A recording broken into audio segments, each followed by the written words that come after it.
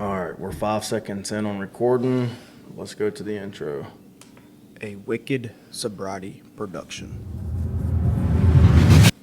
Welcome to the Dirtbag Adventures podcast, an in-depth interview-style podcast about outdoor recreation by Wicked Sobriety Productions, hosted by me, Charlee Kern. Listen now for free wherever you get your podcasts. Links in the show notes. Dirtbag Adventures, episode 001, The Adventuring Family. And so for this first podcast here, I have decided to bring on my daughter, Charlee. Charlee is she is the oldest kid we have. She's type 1 diabetic. She enjoys dancing, is a cheerleader, occasional kayaker, enjoys the camp from time to time, and we're gonna dive right into this, and we're gonna ask her some questions about what it's like being a type 1 diabetic, and then we're gonna jump into what it's kind of like being a type 1 diabetic, doing all the adventuring things that we do. So Charlee, let's just kind of start out at the beginning. How old are you, and where are you currently being raised? I am 11 years old, and I'm being raised in North Georgia. Awesome. So you are a type 1 diabetic. Kind of tell us about when you were diagnosed, how long you've had type 1 diabetes, and kind of what you think is one of the hardest things or hardships that you have to deal with just on a normal day-to-day basis. I've had it for 7 years, and I was sick for about a week when I was 4 years old. And so my mom decided to take me to her office, and my doctor that was at her office was like checking me out, testing my blood and stuff. And whenever she checked my blood sugar, it was reading over 600, which is not normal at all. And so one of her coworkers rushed me to the Children's in Atlanta, and I was diagnosed the next day, June 23rd, 2014, with diabetes. And one of the hardest things that I think I have to deal with is probably having to deal with sight changes whenever we're out adventuring, or having to like stop and treat my low blood sugars. Okay. So when you were diagnosed and you went to Children's in Atlanta and you were diagnosed, you were pretty young. Do you remember anything from like all that happening? Do you remember the ambulance ride down, or do you remember being in the ICU, or do you remember the first like insulin injections that you had to have? Because you were diagnosed, when you were diagnosed, they diagnosed you with type 1 diabetes, but they also diagnosed you as being in DKA, which is diabetic ketoacidosis. In short, you were in a diabetic coma. So you were in ICU for I think it was around 24 hours. There isn't much I remember. I only remember a few things. I don't remember the ambulance ride, but I do remember when we got there, you and Thor came later, and my mom and Papa came and took Thor. And I remember being in this big room, I think it was my ICU room, and there was a fish tank in there, and like, I don't know. I do remember like the first few shots I got, like I was just really scared, and like since I usually didn't get shots when I was that little, so like it was like kind of scary for me, and that's really all I remember. All right. Well, after you were diagnosed, it was probably still a while before we really got into any kind of outdoor adventuring or anything like that. But some changes were made. Well, actually, there was some things that happened before what I was about to say.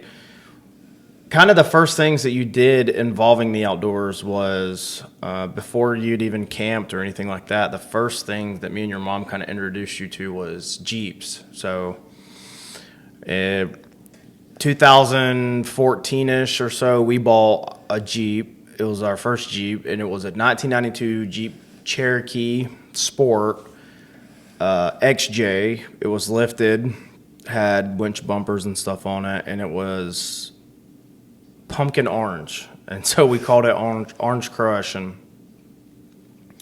we took that Jeep everywhere. We went and did all kinds of rides and stuff, so that was kind of really, I guess, maybe your first introduction to being not outside, because I mean you were a kid, you always played outside, but like as a family, all of us going and doing something that involved being outdoors. And so we would go like pretty much every weekend. We would go out and ride trails and stuff. Do you like, what are some of the trails that you remember going on, if you can remember even back that far?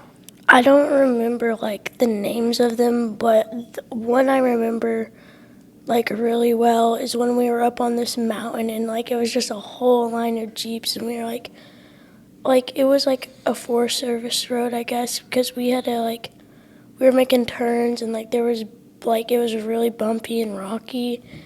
And I remember somebody got stuck in a mud pit and like you and Mom, and I think it was either Cowgirl or Candy, is that her name? Mm-hmm. It was one of y'all and one of them, and y'all went to help, and it was just like we were sitting there for like, it probably wasn't hours, but it felt like hours. So. It sounds like you're probably talking about Trey Mountain.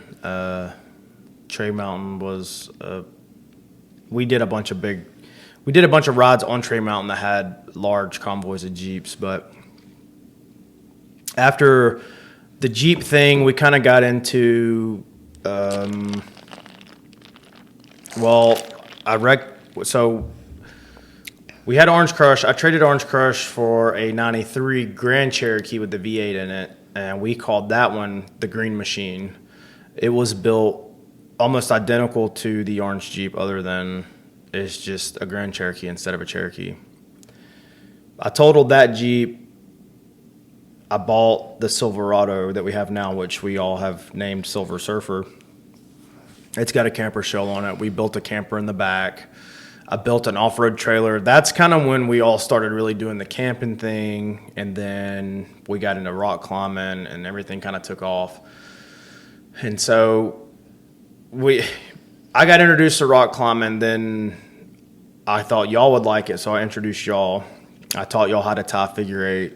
Talk a little bit about learning how to work with a rope. Like, I don't know any other kids your age personally. I'm sure there are out there in the world, but other than you and Thor, I don't know any other kids your age that really can take a piece of rope and tie a figure eight, or Me neither. tie a knot that can be untied. Because, you know, because of rock climbing, I worked with you with that, and we learned how to do that. So kind of talk about how you feel about working with rope.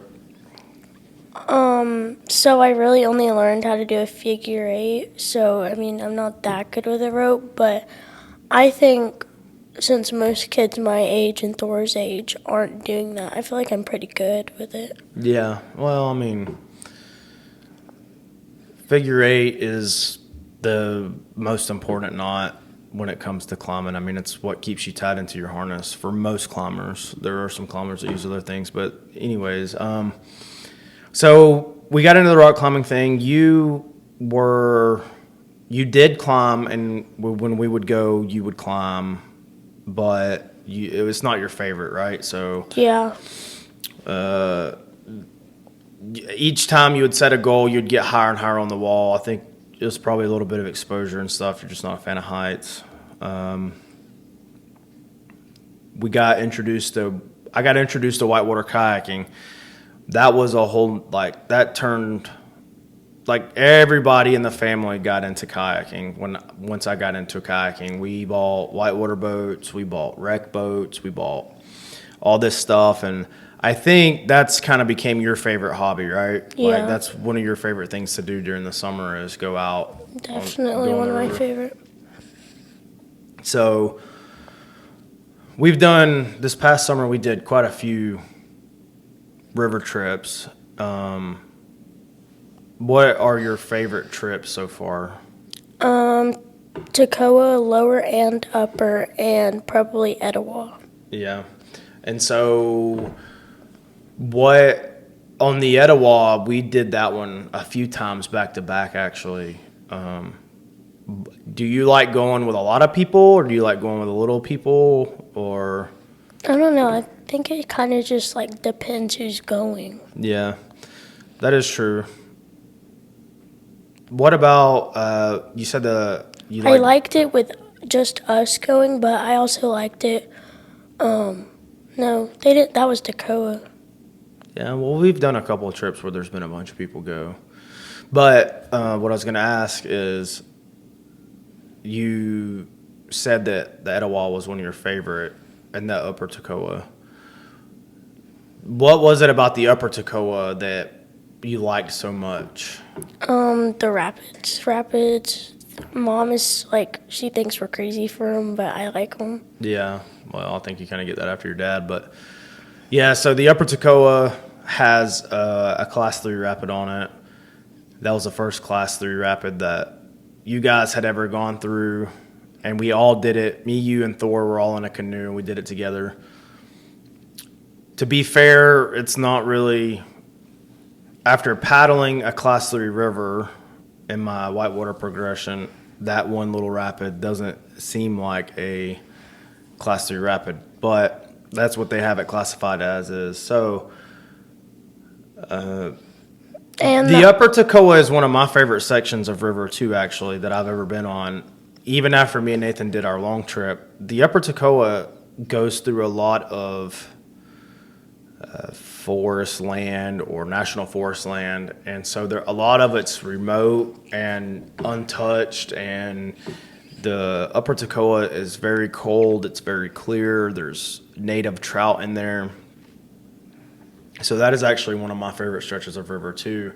And I know we've wanted to go back and do it. It's just hard to plan that trip because it's actually a long trip. It was like 15 miles we did. It was a daylight to dark kind of thing with setting shuttles and stuff. So maybe this upcoming year with you and Thor being a little older, we can actually, maybe we'll do a kayak camping. We'll kayak into that camp spot and then camp overnight and kayak out the next day.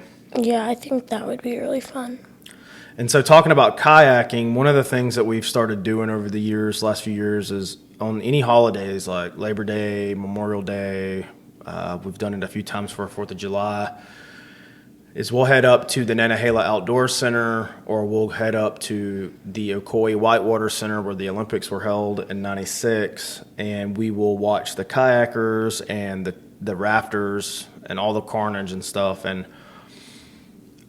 that just kind of started randomly, but it's actually like it's one of the things that we do. Like people ask, "Hey, what are you doing on this holiday?" Oh, well, we're going to be up at the river. So, what do you like? What do you think about that? Like most normal people are like, "Hey, for Memorial Day, we're gonna travel or we're gonna go see family or whatever," and we're like, "Nah, we'll be at the river, bro." What do you think about that? I love going to the river. I like staying at home or like going to Nana's and doing like cookouts, but like I don't know, it's just something about the river. It just seems much funner. Yeah. So a lot of times we'll either go to one or the other, but sometimes we even go to both in one weekend. What is your favorite? Like, do you like NOC better or do you like Ocoee better? I don't know, cause I've never ran either or, but like yeah, but just the environment though, like being and seeing the carnage and being around the people. Like, which one do you think is better? Probably NOC. NOC, yeah. NOC's got a lot of cooler stuff. They've got the ropes course, and they've got their food is delicious. They do. Their food is good. They've got the restaurants there. The NOC is a cool place, and just right up from the restaurant is Nantahala Falls, so you can just walk right down to Nantahala Falls and watch all the guys smash their faces on the rocks there because they don't know how to roll up. But yeah, that's pretty fun. Let's see. In doing all this stuff, we've traveled with the truck and the trailer and our kayaks and stuff. We've traveled all over the Southeast. We've been all the way down to Amelia Island on the beach. We got permits to drive on all the beaches in Florida one year. And then we've been all the way up on the Blue Ridge Parkway, and we've been, all the way over into the mountains of Tennessee, riding around over in there, Middle Tennessee. So we kind of touched on the camper shell in the truck and the camper trailer that I built. So sometimes we take the trailer, sometimes we wouldn't. We don't have the trailer anymore now since we bought the new house, but back when we had the trailer, we would haul it, and you and Thor would kind of camp out in the trailer. Me and Mom would camp out in the back of the truck. But there's been some times when we've just brought a tent. Yeah. What do you think, what is the major differences for you as far as comfort and experience between camping in a tent and then camping in the back of the trailer that I had built? I preferred the trailer because it was just, I guess from it being wood, it just felt warmer, and it was more comfortable being on a flat surface, I guess. Well, you also had a real mattress in there because we had a twin size mattress, a real house bed mattress in there, not just a blow up mattress. Yeah.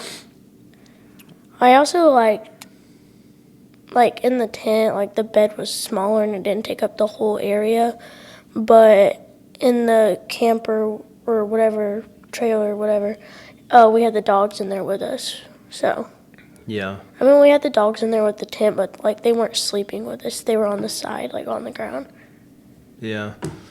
So camping is something that we all have liked over the years, and we probably really should do more of it. So maybe that is something we'll also try to plan for the spring, is to do more camping. But we don't have the trailer anymore, so it'll just be tent camping, of course, now. Yeah. But whatever. So with that being said, and talking about camping, what is one place that you've camped at that you just thought was awesome that you would want to go back to and camp every time? I mean, I'm just asking because trying to get a perspective on what your favorite place was, but we're just the kind of people who don't camp at the same camp spot every time after time. We like to switch it up, but there is some spots that we go back to. What is your favorite? Well, I have two favorites. The one favorite is the last one we did with Hunter, where we were close to Ocoee, and we walked across the road and we crossed a creek or something. Okay, yeah, that was. Talking about the time Hunter rode his motorcycle. Mm-hmm. That was actually at NOC. Oh. But yes, I actually did really like that camp area. That was at the upper Nantahala, up where the guys run the Cascades and stuff. That's big boy water up there. But that road is up there that we camped on. And then that was a pretty awesome road. And, my other favorite one was that one with the river that we swam in after my bike accident. Where we stayed on the sand. So that was the Chattooga River all the way over by South Carolina, which is also, the Chattooga River is probably one of the most beautiful areas in the state. That whole stretch of river is the Chattooga Wild and Scenic. So they're not allowed to build houses on it or nothing, the whole stretch of the river. So it's one of the most untouched rivers. They actually have pulled 2 Indian dugout canoes out of that river from years ago. Really? That's cool. Yeah, so that can tell you how untouched that river is, other than, people camp and kayak on it, but it's not allowed to see any kind of construction or nothing. Yeah. And let's see. Okay, so we talked about your diabetes earlier, and we've kind of talked a little bit about what we do as a family, and so we're going to kind of combine the two now. Being a type 1 diabetic, you get pretty passionate about the condition. So, you've found this camp that you've been going to. So kind of tell us what the name of the camp is, and how long you've been going. The name of the camp is Camp Kudzu. It's in Rutledge, Georgia, and I've been going for 4 years, including the skip year 2020. And you couldn't go that year because COVID. Okay, and so Camp Kudzu, it's in Rutledge. When you go to this camp, you're in a cabin style, right? That's where that's how y'all sleep at night in these cabins. So, like, they're pretty much just giant rooms. So, like, there's pathways, and it's just cabins for, like, probably 2 miles, honestly. And you'll walk in, and there's usually 2 bunk beds, and then the rest are normal twin beds. And then straight back is the walkway to the bathroom, and it's normal bathroom with 2 showers. And so it's livable. I mean, it's really fun. So these cabins, do they have heat and air and stuff in them? Yeah, they have heat and air, but this year, our air broke in the middle of the week. It sucked. So it was so hot. So it had to actually be like a real camping experience. Yeah, but then they fixed it, so it wasn't too bad.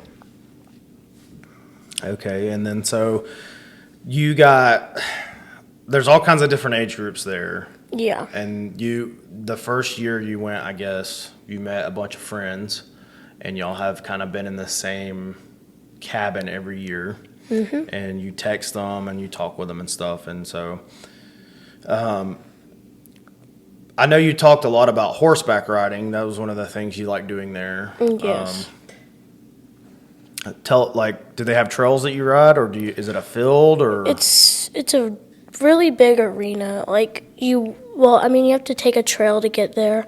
So usually we'll walk by the upper lake, and then we'll go up a hill, and you walk probably 100 yards. It's not far. And then you'll be at the arena, or whatever you want to call it. And so you'll walk up this ramp, and there will be this big porch kind of area. And then there's the field where you enter camp, and that's where the rest of the horses are. But then from the big porch thing, there's a big arena. It's huge. It's as big as Mally's rodeos. It's really big. And so they usually take about 4 campers at a time, since there's 8 in a cabin. So the first 4 will be riding around the arena, and then the other 4 will walk down the other side of the porch, down another ramp, and up a hill, and then you pass all the other horses in the stables. And then you walk up to this garage type thing.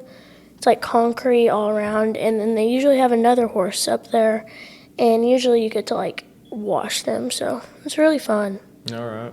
Yeah. And so y'all got to go out on canoes or kayaks? This year we did canoes because we were age appropriate, they said, but I don't know how that, whatever, their rules. But we don't get to do kayaking there until next year, unfortunately. But they're sit-in kayaks, and I've never done a sit-in So when y'all kayak. got on the canoes, y'all were... We were in the lower lake. It was so disgusting. There was algae everywhere. Well, that's part of I know, but it was being a pond in a lake. I know. When y'all went out on the canoe, is that when y'all were fishing, or did y'all fish from the bank? No, there's actually, you'll go... Or a fishing pier? Fishing is at the upper lake. Canoeing's at the lower lake. It's really different. Okay. But at fishing, they have a pier. You'll walk out, and so you'll walk down this thing, and then when you first get there, there's a shed, and it has the life jackets and stuff for paddle boats. And paddle boats is one of my favorite parts about camp. So there's a gate to the paddle boats, and then there's also paddle boarding, farther on a little beach area. Yeah. And then the pier's right after the gate to the paddle boats. And they have this giant table in the middle. And their fishing poles are made out of bamboo. I like them a lot. Yeah, so you got to use the old cane-style pole. Yeah. So you said the pedal boats were one of your favorite things at camp. Yes. And you're meaning an old, a 2-person Or is it a four person? It's 4. So you got pedals in the front and in the back? No, there's only pedals in the front. Okay. And then there's usually pedals on both sides for the... Yeah. Okay. Yeah, that's what I was thinking you were talking about, but... And then there's a big fountain in the middle of the lake, and we usually go, like, under the fountain. Okay. It's really fun. And so you also did other things at camp, like rock climbing, and then you'll have swimming. There's like an Olympic pool there, I guess, and so y'all go swimming, and you have the option of like taking a swim test or whatever. You've passed yours, obviously. Thor passed his, and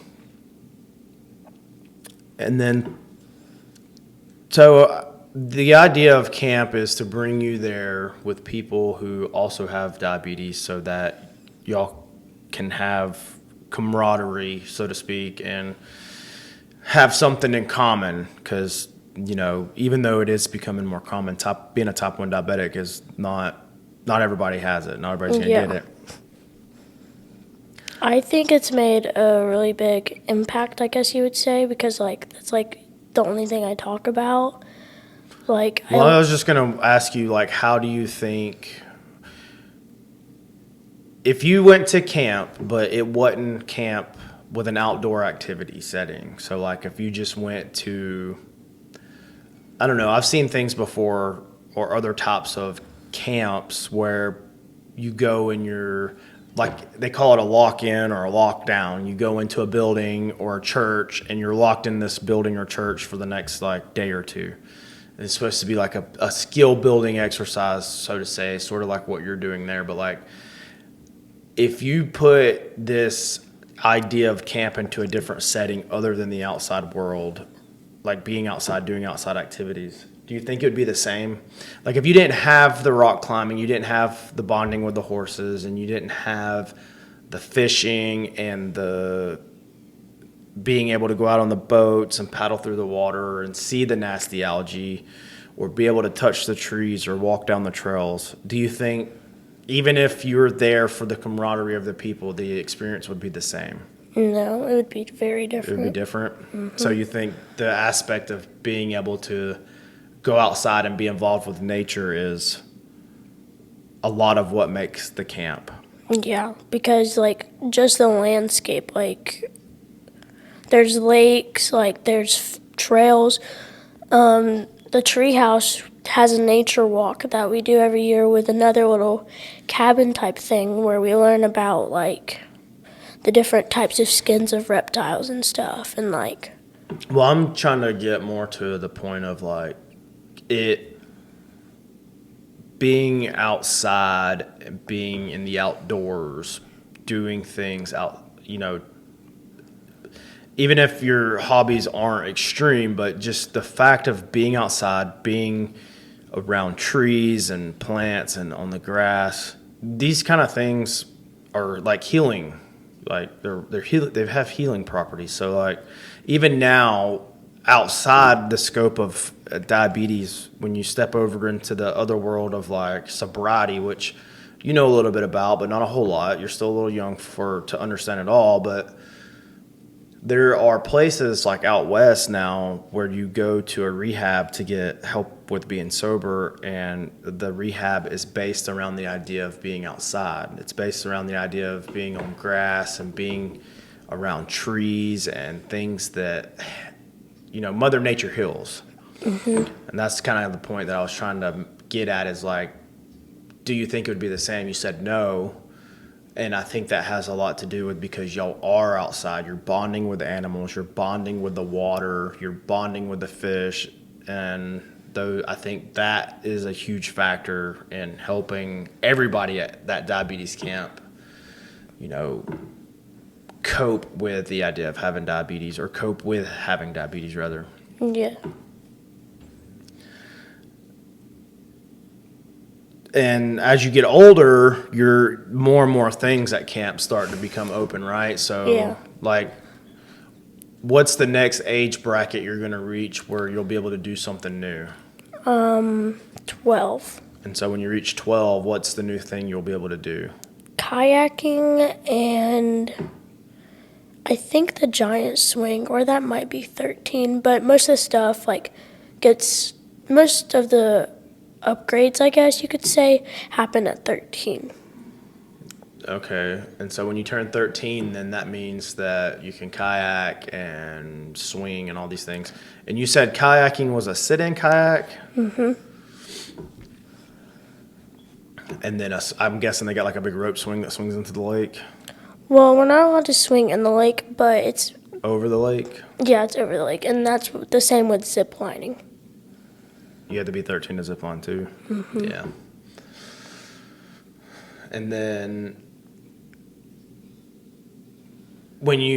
as you get older, do you get different, well, I mean, your counselors and stuff are different every time anyways, but as you get older, does any of that kind of stuff change? This pretty much stays the same. So let's go over, just for the audience, like in your cabin, you have how many things? You have a nurse, a counselor. So you have 3 counselors. Usually one is a junior counselor, which means they just got out of CIT, which is counselor in training. And so they're going to be, for instance, this year I had a junior counselor. So next year she'll be an actual counselor. So usually you have 2 counselors and a junior counselor, or you'll have 3 counselors. And then you have 8 kids, and then you have I think it's an RN. I'm not sure. Mom would probably know. Yeah, it's probably an RN. But she's the main, like, doctor that you meet up for all your meals. And then this year I had 2 RNs in training, so they would help us, but they weren't, like, at the level of the actual one. Yeah. And so... Oh, and we have a CTL, which is a Camp Twin Lakes staff. And so basically they're like a camp buddy. And so you get this camp buddy, and they will help you around camp doing the activities, and, like, they're really nice. And we also have CITs who come in our cabins. And all of these people who come in and are counselors and help you with your diabetes and stuff are all volunteers, right? Yep. So they have all these people who come and volunteer at the camp to help take care of the kids while they're there. I know the first couple years, or the first 1 or 2 years you went, everything was supplied, like your insulin. I'm pretty sure it still is, just you have to bring your own, like, pods. Yeah, so that's what I was getting to. You have to bring your own pods. But they supply the insulin, the finger pricking things. Sometimes they supply, like, skin grips. Mm-hmm. Sometimes, not all the time. And alcohol swabs, glucose tabs, juice. And then whenever y'all get ready to, like, eat and stuff, they're there. They help you take your sugar reading. They help you decide how many units of insulin you need. And so really it's like, and a lot of them actually have diabetes too, right? A lot of the counselors and I don't know about the RN specifically, but there is a lot of the volunteers there that have diabetes themselves. Yeah, most of them do, and most of them grew up going to camp, so they came back to, like, help us, I guess. And so what it boils down to is you got all these volunteers there, and they supply everything, and all the volunteers basically do all of the hard work for you, so that you don't have to stress and worry about that for that week you're there, which is a huge deal, right? Like, it makes camp fun because you don't have to deal with it because you have someone there that is. Yeah. So then you can enjoy going out and swimming and playing with the horses and stuff like that. So it's been like a really big thing in your life, and we know that every June comes around, you're going. And then Thor got to go this year, so I'm assuming he's probably going to go next year too, or this upcoming year.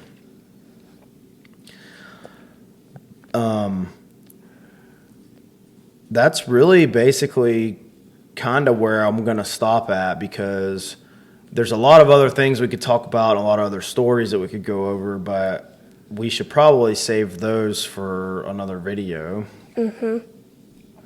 And you have kind of followed in my footsteps, whereas you have created a social platform or social media platform on Pinterest. So kind of tell us about what's going on with Pinterest. I know you do a lot of posts on there, probably not related to the outdoor kind of stuff that I'm into, but the fact is you've got that platform, you've posted stuff on there, and I think you've got, what, like 150 followers now or subscribers or whatever? I have 184. And so the first thing I posted was a change my pump site with me video. And so I did this little vlog, and like a bunch of people started following me and like commenting, and they were like requesting videos for me to post. And so I started posting their request, and they would share it with other Pinterest accounts. And I guess people liked what I was posting, and so I started these different series. Like, I have a series that's like I have a dog names inspired by like whatever they've commented. Like, I did one that was like fruit inspired dog names, or water inspired dog names, or like your month, your pet, or your month, your sport, like stuff like that. So do you still do a lot of diabetes stuff on there? Yeah, I posted one a couple weeks ago. I did another pump change, and I actually have like a few followers who are diabetics too. Okay, awesome. Yeah. So the reason why I was bringing that up is because I wanted to let everybody know that you do have a platform for social media, and I wanted you to tell them what it was about. And so do you want to give out the name of your Pinterest in case people want to go on there and check you out? I'm pretty sure it's Charlee T1D, and then like my name for it is Char. Okay, so Charlee T1D on Pinterest, and the name is Char. Mm-hmm. So if you guys are interested in checking out some of her videos where she's doing some diabetic things, or if you're interested in looking at any of her other stuff, that is the information for it. Again, that's Charlee T1D and the name Char. And aside from that, we're going to be done. We're going to wrap this one up. Thanks for coming along, guys.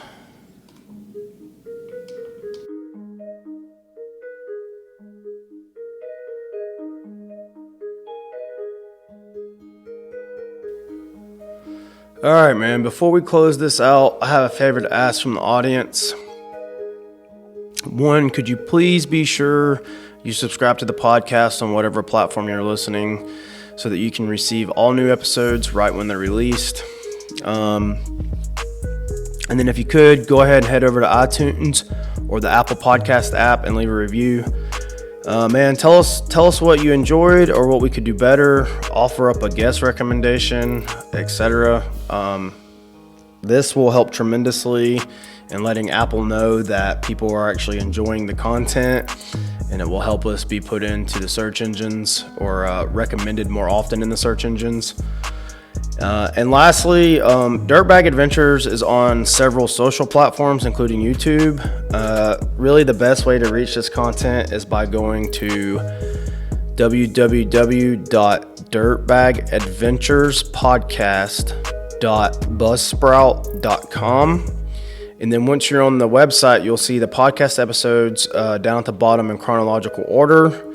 And then at the top of the homepage, you'll find all of the social links for the other various platforms that Dirtbag Adventures is on. And thank you again for joining me in this episode of the Dirtbag Adventures podcast. Catch you on the next one.